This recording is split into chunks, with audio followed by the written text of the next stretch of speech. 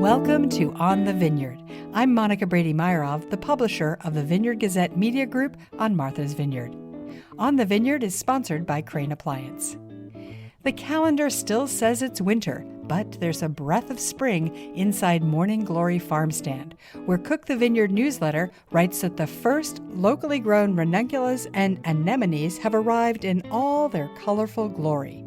They were started in island greenhouses last fall and are now in full bloom. Coming up, Ethan Genter tells us how federal layoffs are affecting the vineyard. NOAA and USGS, they really do things that a lot of local organizations kind of build on. They'd never be able to do a lot of this research by themselves. And so a lot of their work is kind of built on this foundation of a lot of the science that the federal government does. More on that story in a moment. But first, another sign spring is close. The red-winged blackbirds have returned to the island. They were first spotted in Oak Bluffs. Many birds are starting to sing. All Outdoors columnist Susan Bellincampi says we can thank their hormones for the morning song. To learn more about the difference between bird calls and songs and why birds make them, you have to read her column this week. And Gazette garden columnist Lynn Irons says she's uncovered blooming crocuses in her yard. All hints of spring. That's the sound of the historic press in the Vineyard Gazette offices in Edgartown printing the paper. And that means it's time to go upstairs and check in with Bill Evell, the editor-in-chief, and the reporters on this week's news. Hey, Bill, what's going on? Well, it really feels like a bit of Groundhog Day again. We are covering a lot of the Trump administration firings and the ripple effects here on the island. Ethan Genter has the story about what happened at two essential Woods Hole organizations. Ethan? So we had some layoffs. We don't know the exact extent yet, but at the National Oceanographic and Atmospheric Administration, a lot of people probably know it as NOAA, and the USGS, which is the Geological Survey, both have large presences over in Woods Hole, different coastal centers, and they both do a lot of work with vineyard folks, and, Woods Hole is the epicenter of research around the region. And for local listeners, could you lay out some of the basic things that these organizations do and how that pertains to the vineyard? Most people will be familiar with NOAA. They do a lot of fisheries work. I talked to one employee who was laid off at NOAA. She ran the program where they count the fish that fishermen catch. So, making sure they don't catch the wrong species, making sure they're going to the allotted quotas and things like that. But, their work kind of touches from specialized jobs like that to everyday islanders. NOAA does the weather forecasts, tide stuff that a lot of islanders deal with. USGS, we don't know if this was affected yet, but they do research out here for things like interface of salt water and freshwater concerns. There's been past concerns about, salt water kind of permeating our aquifer. So they kind of do work that touches a lot of different walks of life. Exactly how this all shakes out, we don't quite know yet, as this happened just last week, but still figuring everything out. Yeah, and it was a shock. I mean, everybody's starting preparing for things, but I heard from your story it was a shock. I mean, it's sort of part of this just slash and burn purge. It doesn't sort of take into account experts in different areas. It sort of just goes across the board, correct? So the way that we've been told, we talked to a few different people in Woods Hole, both kind of in the scientific community and employees themselves, and what they said was these layoffs were people who were probationary, folks who had either recently started a job or been promoted to a new job, and so you're in this probationary period, and they were kind of the first to let go. This kind of happens in tandem with threats to cuts for funding, and several employees kind of also said, we're thinking about, is there going to be another round after this? Is this kind of just the first go-around? Yeah, odd to call someone who is promoted to a new position probationary. I mean, that's sort of, you usually get promoted because you've done a good job and you're an important player in the organization. Yeah, and the federal government, it's kind of all been done. They say we need to cut money, we're spending too much on these things, we need to shrink the government. It's this feeling that there's kind of a bloatedness to the administration.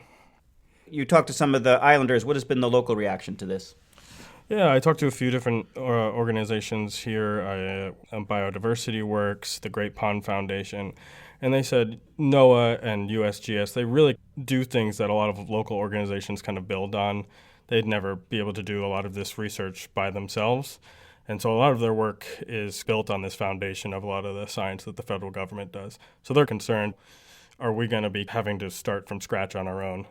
All right. Thanks, Ethan.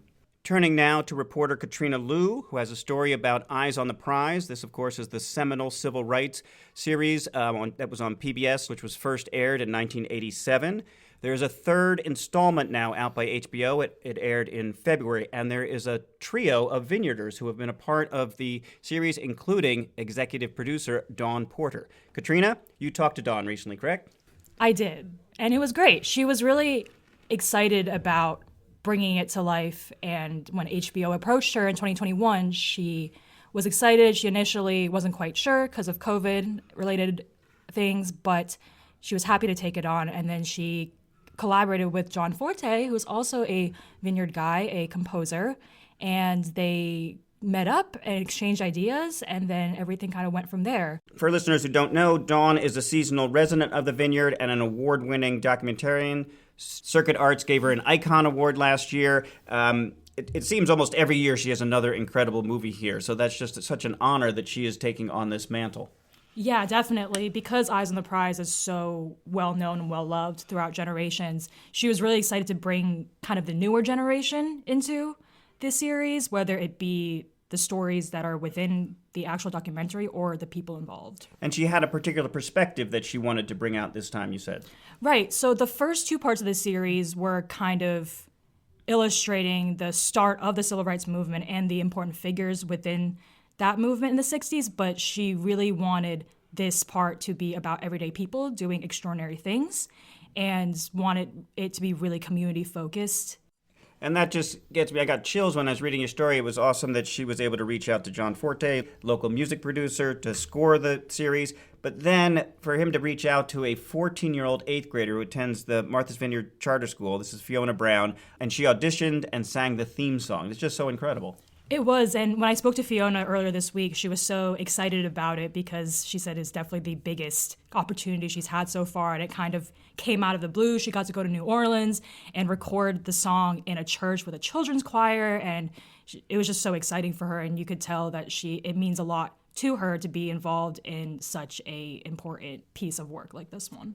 And so that's really wonderful, and you had a great quote by Dawn about how excited she was to include Fiona. It was really interesting because I just asked Dawn, what were some highlights, any highlights? And she was like, actually, without prompting, she was like, Fiona Brown, and bringing her into it was really, really special because the last episode of the 6-part series kind of alludes to the next generation and what they should be doing and how important the next generation is to a movement like this one. So she was really excited, Dawn, that is. Wonderful, Katrina. Thanks so much for the story. Everybody check it out, and also check out the series on HBO when you can. You can read more on these stories and all the news for free at vineyardgazette.com or subscribe to the printed newspaper. This weekend, the 9th annual Meat Ball, a celebration of island-raised meat, is this Saturday at the Agricultural Hall. It's a fundraiser for the Martha's Vineyard Agricultural Society, and I went last year and it was delicious. All sorts of meatballs, lamb, pork, beef, and plenty of pasta and live music. And it's not too early to think about the 50th anniversary of the movie Jaws. On June 20th, 1975, the movie was released, and Martha's Vineyard became a magnet for Jaws fans. To celebrate the film, the Gazette is putting together an all-day festival in collaboration with Martha's Vineyard Museum on Sunday, June 22nd. The reunion, as we're calling it, will bring together people from the island who were extras or worked on the movie with Jaws fans. There will be Jaws memorabilia, music, and food. You can learn more and get tickets at vineyardgazette.com/Jaws. Now some parting words from our former owner and publisher, Henry Beadle Huff, on small-town living taken from his 1940 book, Country Editor. It is true, in a sense, that nothing ever happens in our town, for no national issues are ever decided there. Yet some things do go on. Our people go fishing. They entertain summer visitors. They have farms and gardens. Destiny moves on in her most genial mood in a small town in an unspoiled countryside. Our theme music is from island composer and musician Michael Hayden. If you like the show, please follow us so you won't miss an episode.